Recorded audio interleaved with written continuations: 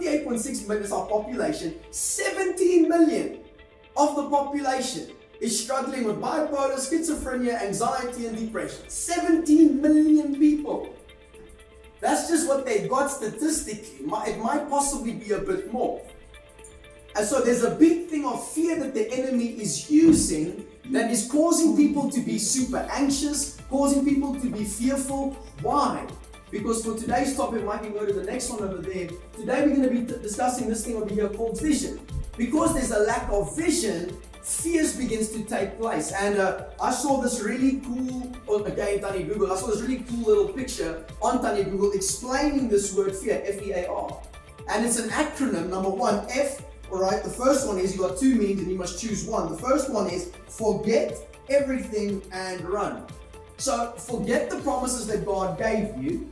Forget those incredibly encouraging and prophetic words that have been spoken over your life, and just run away and submit to mediocrity, submit to being basic, submit to just becoming another statistic, or rise up in the power of the living God and be the person that God has created you to be. I don't know if you know about this YouTube channel called Goldcast, and on that particular YouTube channel there was this guy who also discussed an experiment that they did with little kids, and they took a group of kids at age 4. All of these champions were literally functioning at what they call brilliance level or genius level.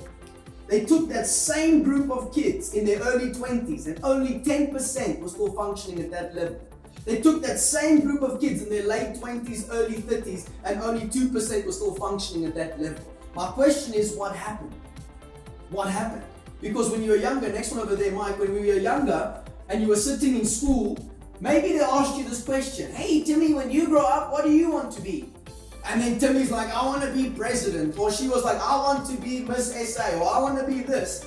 And then what happened? We got older, we got hit with a brick through the face, and we stopped dreaming, we stopped believing, we stopped trusting, we stopped believing that God is actually there for us, and those very desires that you carry within your heart actually come from the living God, and as you begin to delight yourself in Him, He will begin to grant you the desires of your heart.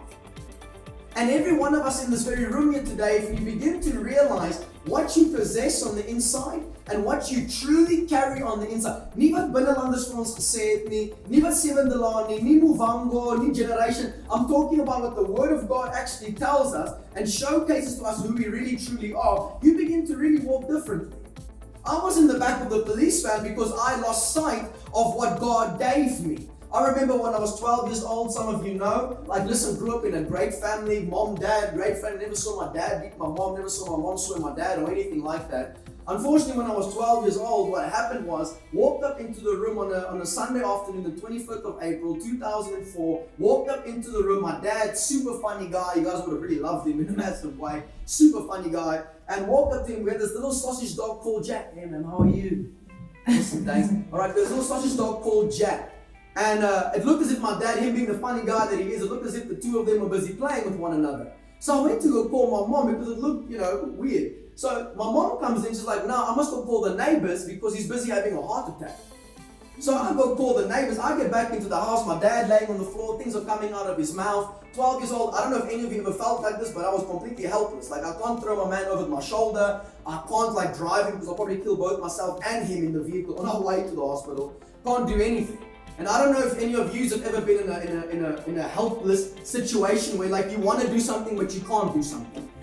Alright, and what happened was we took him to the hospital. A couple of moments later, the doctor comes out and lets us know, listen, I'm sorry, he didn't make it. I'm sorry.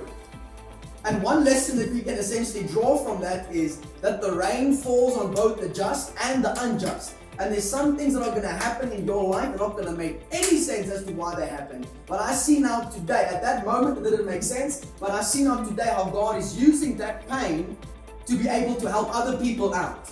And this is what the course is essentially all about. It's about taking whatever pain you're facing and whatever pain you will face in the future. It's about taking you from that pain over there by the grace of God into a life of purpose, into a life of destiny, into a life of true significance. Because why? There's people watching us. And we have this opportunity to be His hands and feet every single day and bring hope to a hopeless current nation, to bring hope to people that are in darkness. So the cause is designed to take people from whatever darkness you find yourself in your family, in the workplace, in your relationships, in your finance, whatever the case is, take you from that darkness over there and take you into your God-given destiny, because your life matters. There's something that you carry that's supposed to be manifested on the face of this earth. And we're not just here, and I know this might sound very blunt, but we're not here just to suck up air, get a paycheck and die.